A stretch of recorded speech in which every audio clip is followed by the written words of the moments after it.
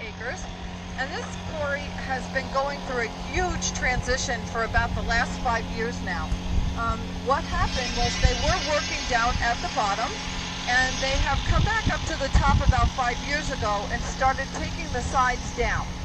So they were working on the right and the left-hand side of this quarry, and eventually what they do is they bring the sides down probably to that 600-foot level again. They do have control over the water, so when they get down to the water level on the sides, they can drain this water out and continue to go down.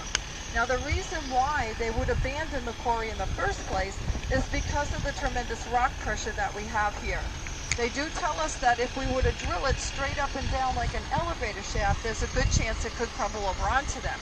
So what they do is they leave the bottom, they come back up to the top, and they work the sides down, almost trying to keep it like an ice cream cone shape where it's larger at the top than at the bottom. And also if you look at the sides of the quarry wall, you'll see there are ledges. This is all done on purpose. Every time they take a block of granite away from the side of the quarry wall, they purposely leave a ledge due to that rock pressure. So they were working over here on the right-hand side up until a little while ago, but right now everything is happening on the left-hand side down here. You are going to see that there are some orange and black pieces of equipment down there. Those are our deep hole drills. And most likely that's where they're working right now. There's something that looks, I describe it as a cellar hole.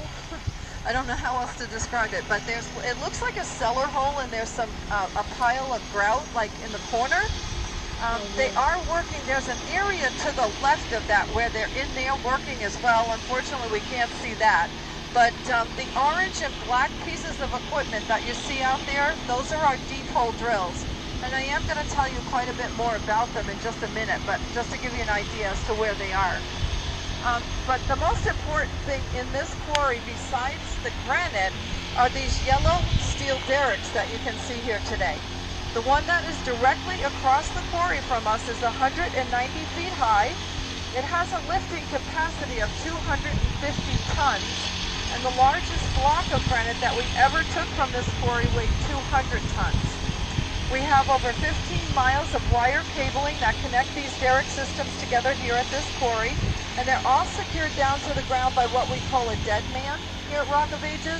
And it's a big, huge block of granite that I'm going to show you in just a few minutes, but that is located around the mouth of the quarry, and they secure the cable systems down by using the dead men. They transport everything in and out of the quarry. So when the men were working down here on the right-hand side, they had all the tools, the equipment, the granite coming in and out of the quarry by derrick. And they also transport the men. That's how they would get to work. And if you look at this closest derrick to us, that's kind of orange in color right here, go to the base of it, and you see that little tiny red house that's right on the edge of the quarry wall? Well, right next to it is a yellow cage. Now that cage is called a rider box, and they get in that, they get attached onto the cable of the derrick, and they get lowered down into the quarry, and that's how they would get to work every day. There are ladders that you might see in the corner over there under the derrick. Those are just used for emergencies, or just for them to get from one level to the next. They'll climb, you know, if they're not going to go all the way to the top. Some of them do climb, you know, some of them are really enthusiastic about getting out at the end of the day, so they climb the ladders. So that's how the men would get to work. And we also would have an engineer here who would be over in that red house to your right. That is called a hoist house, and that's where the engineer would sit to operate the derrick. But because of the location of it, he wouldn't be able to see in the quarry and operate the derrick at the same time. So we have signalmen, and they stand right on the edge of the quarry wall. They look in to see what's going on, and then relay hand signals to the engineer in the hoist house, and that's how all the derricks are operated. Because of the loud noise level here in the quarry, all of the communication is done by hand signals. Everything that the men do is done through hand signals. Although these derricks do have their own whistle tone, so that the men, if they were working, they would know which derrick was in operation, and if something was getting lifted out, they immediately have to stop whatever they're doing and get out of the way. So that's another way they can see what's going on. So now today, when we're cutting the granite, we're using the deep hole drills, like I told you. The first step is called a slot drill. It's an air-driven rotary drill with a 2.5-inch bit on the tip. It happens to be the piece down there that's orange and black in color. It looks like an upside-down capital T almost, and it has one vertical bar. There's some down there that have two, but this one particular one has one vertical bar that sticks up from it. And what we're going to start to cut is called a bench of granite. A bench of granite is anywhere between 12 to 1,400 tons, and it's about the size of this platform that we're standing on right now. To give you a little bit of an idea as to what a bench might look like besides looking at this platform, if you go back to this derrick again, the one that's closest to us, go follow right down the quarry wall underneath it, and the first block of granite that you come to in the corner with the fence around it, that is a bench. That's the size of a bench of granite. And so we take that slot drill and we set it up on top of the bench of granite, and we're going to drill down into it at 1/4 inch vertically all the way around the perimeter of that block of granite. So what we've done is we've made these 4 holes, but we've left what we call the web in between, the pieces of granite in between. So we put a larger bit on the drill, we go back through, and we will now cut the web, which gives us a clean cut on the sides. But it is still attached at the bottom. So we have what we call a lift hole drill, which is the same exact thing as the first one. The only difference is we're going to turn it on its side now, and we're going to hold it by a ledge. We're going to do the same exact thing that we did, except for this time we're going to go in horizontally until we meet up with the vertical portion. Then they take primer cord, a very low amount of velocity dynamite. They put it in selected core holes where it's electrically charged off, and it's just enough of a blast to separate and make the undercut of that bench of granite. So now it's released from the wall, but it still weighs 1,400 tons. We're not going to get it out that size. We're going to break it down into smaller pieces. And if you look across the quarry from us, you see all those blocks of granite over there. Those are some of the ones that we would be taking out. It's a storage yard. Naturally, we have special orders for some projects that we do.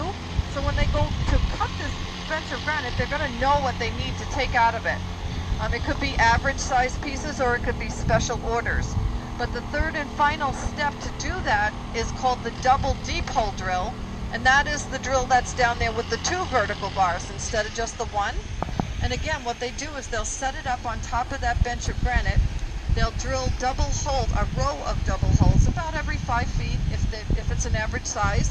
They fill those holes up with wedges, and then they'll push those wedges down with jackhammers.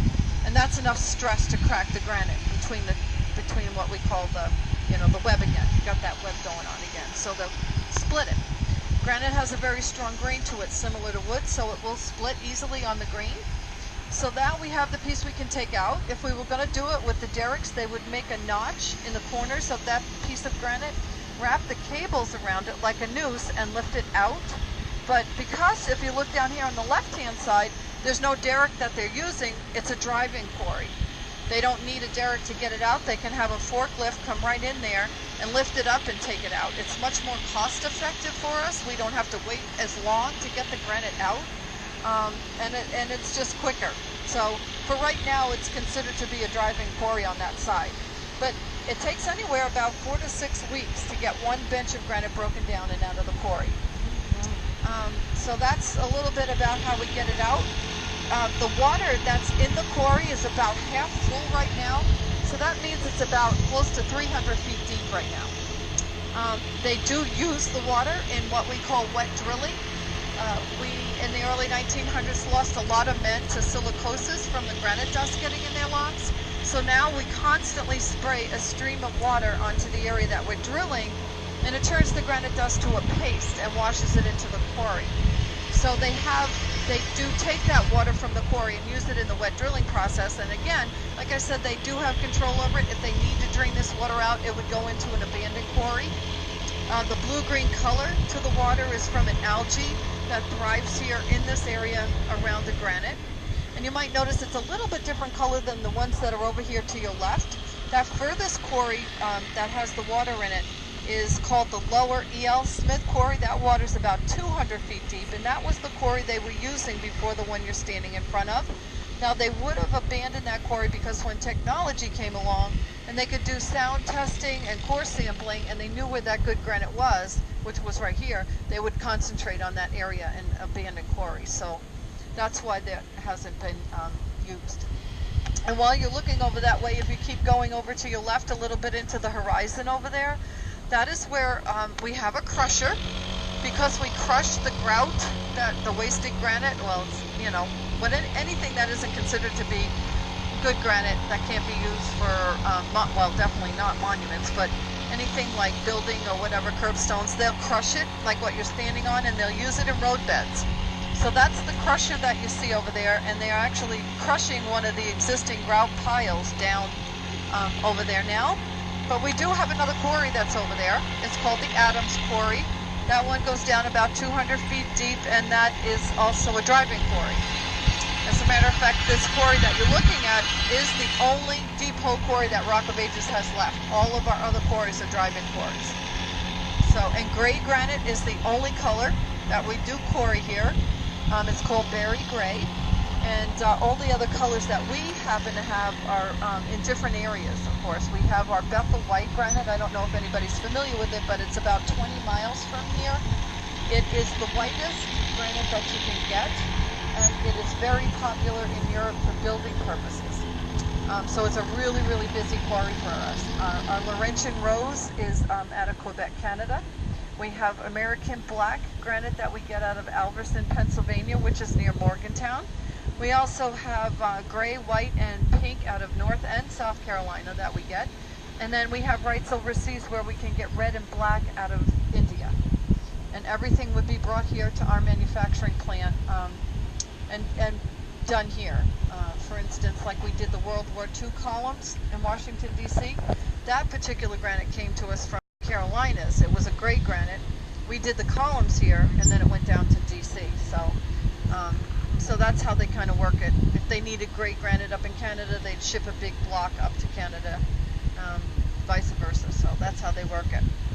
Now, when they do take the granite from the quarry, they'll take it down to the manufacturing plant, or they'll take it into a storage yard, like what I was showing you across the quarry from us there. They mark it immediately for the color, the quality, and the dimensions of that piece, because we sell a lot of granite to independent manufacturers. And what they do is when they want to buy granite from us, they'll just come into one of our storage yards, and just by looking at the letters and the numbers on the blocks, they know what they're going to get and what they want to buy from us. They just put it on a tractor-trailer truck, and they'll take it out of here by tractor-trailer truck. Anybody have any questions so far?